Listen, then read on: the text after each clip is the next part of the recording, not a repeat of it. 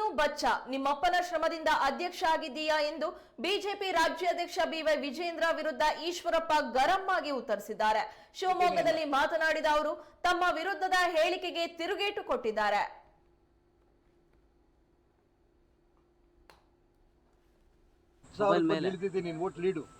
ಮುಂದಿನ ಚುನಾವಣೆ ನಿಮಗೆ ಈ ರೀತಿ ಏನ್ ಮಾಡಿದಾರೆ ಅಂತ ಜನ್ಮಗ ಕ್ಷೇತ್ರಕ್ಕೆ ಪುಕ್ಸಟೆ ಮಾತು ವಿಜೇಂದ್ರನ ಮಾತು ನಾನು ಬೆಲೆ ಕೊಡಲ್ಲ. ರಾಜ್ಯ ಅಧ್ಯಕ್ಷನಾಗಿ ಆಗೋದಕ್ಕೆ ನಿಮ್ಗೆ ಏನು ಯೋಗ್ಯತೆ ಇದೆ ಅಂತ ನಾನು ಕೇಳಕ್ಕೆ ಇಷ್ಟಪಡ್ತೇನೆ. 40 ವರ್ಷ ನಾನು ಈ ಪಕ್ಷಕ್ಕೋಸ್ಕರ ಶ್ರಮ ಹಾಕಿದೆ. ನಿಮ್ಮಪ್ಪ ಶ್ರಮ ಹಾಕಿದ್ರು ಅಂತ ಆ ಶ್ರಮದಿಂದ ನೀನು ರಾಜ್ಯಾಧ್ಯಕ್ಷ ಆಗಿದ್ದೀಯ. ನಿಮಗೆ ಈ ರೀತಿ ಮಾತಾಡೋಕ್ಕೆ ನಿನ್ನ ಯೋಗ್ಯತೆನೇ ಇಲ್ಲ. ಶಿವಮೊಗ್ಗ ನಗರಕ್ಕೆ ಜಿಲ್ಲೆಗೆ ನಾನು ಏನು ಮಾಡಿರ್ತೀನಿ ಜಿಲ್ಲೆ ಜನಕ್ಕೆ ಗೊತ್ತು, ನಗರ ಜನಕ್ಕೆ ಗೊತ್ತು.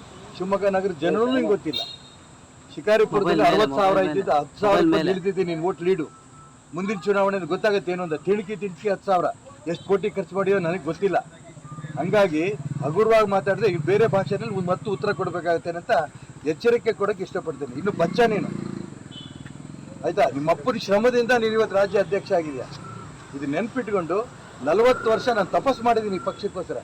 ನನಗೆ ಟೀಕೆ ಮಾಡೋಷ್ಟು ಯೋಗ್ಯತೆ ನಿನಗಿಲ್ಲ.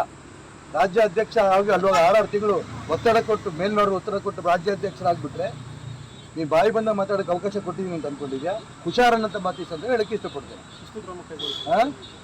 ಶಿಸ್ತು ಕ್ರಮ ಅವಂತ ಇರ್ತವೆ. ಇಂಡಿಪೆಂಡೆಂಟ್ ಅಲ್ಲಿ ಎತ್ಕೊಂಡು ಬಂತಂದ್ರೆ ಶಿಸ್ತು ಕ್ರಮ ತಗೊಳ್ಳೋದು ಏನು ಬಂತು? ಈ ಪಾರ್ಟಿಯಿಂದ ಹೊರಗೆ ಬಂದೇ ಆಯ್ತು ಅರ್ಥ. ನಾನು ಇಂಡಿಪೆಂಡೆಂಟ್ ನಿಂತಿದೆ ಅಂತ ಅದು ಅರ್ಥವೂ ಅವನಿಗೆ ಗೊತ್ತಿಲ್ಲ. ರಾಜ್ಯ ಅಧ್ಯಕ್ಷನಿಗೆ ಬಿಜೆಪಿ ರಾಜ್ಯಾಧ್ಯಕ್ಷನಿಗೆ ನಾನು ಬಿಜೆಪಿ ಬಿಟ್ಟು ಪಕ್ಷೇತರ ನಿಂತಿದ್ದ ಅರ್ಥವೇ ಇನ್ನು ಶಿಸ್ತು ಕ್ರಮ ಕೊಡು. ಪಕ್ಷೇತರ ನಾನು ಬಿಜೆಪಿಲಿ ಇಲ್ಲ, ಏನು ಕ್ರಮ ತಗೋತೀಯ ತಗೋ. ಇಂಥ ಗೊಡ್ಡು ಬೆದರಿಕೆ ಹೆದರನಲ್ಲ ನಾನು.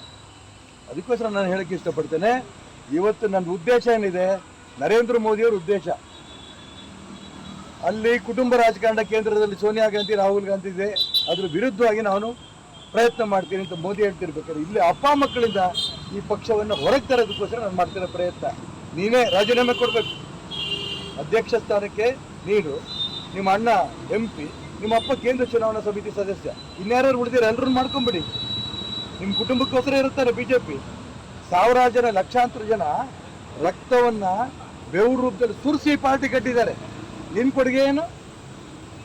ಹುಷಾರ ಮಾತಾಡಿ ಇನ್ನೊಂದ್ಸರಿ. ನಿಜ ಇಂಥ ಮಾತಾಡ್ತಾ ಹೋಗು. ನೀನು ರಾಜ್ಯ ಅಧ್ಯಕ್ಷನಾಗಿ ಹಿಂಗೆ ಮಾಡ್ತಾ ಹೋಗು. ರಾಘವೇಂದ್ರ ಓಟ್ ಜಾಸ್ತಿ ಬರ್ತಾವೆ. ಶಿಕಾರಿಪುರಕ್ಕೆ ಹೋಗಿ ನೋಡ್ಕೊಂಬ. ಪ್ರತಿ ಹಳ್ಳಿನಲ್ಲಿ ನಿಮ್ಗೆ ಎಷ್ಟು ಸೊಕ್ಕಿದೆ, ನಿಮ್ಮ ವಿರುದ್ಧ ಎಷ್ಟು ಆಕ್ರೋಶ ಇದೆ. ಲಿಂಗಾಯತರಾದಿ ಎಲ್ಲರೂ ನಿಮ್ಮನ್ನು ಬೈತಾ ಇದ್ದಾರೆ. ಸರ್, ವಿಜೇಂದ್ರ ಅವರು ಪುಕ್ಷಟೆ ಮಾತುಗಳಿಗೆಲ್ಲ ನಾನು ಬೆಲೆ ಕೊಡಲ್ಲ. ಈಶ್ವರಪ್ಪನವ್ರು ಏನ್ ಮಾಡಿದಾರೆ ಅಂತ ಜನ್ಮಗ ಕ್ಷೇತ್ರಕ್ಕೆ ಪುಕ್ಷಟೆ ಮಾತು ವಿಜೇಂದ್ರನ ಮಾತು ನಾನು ಬೆಲೆ ಕೊಡಲ್ಲ. ರಾಜ್ಯ ಅಧ್ಯಕ್ಷನಾಗಿ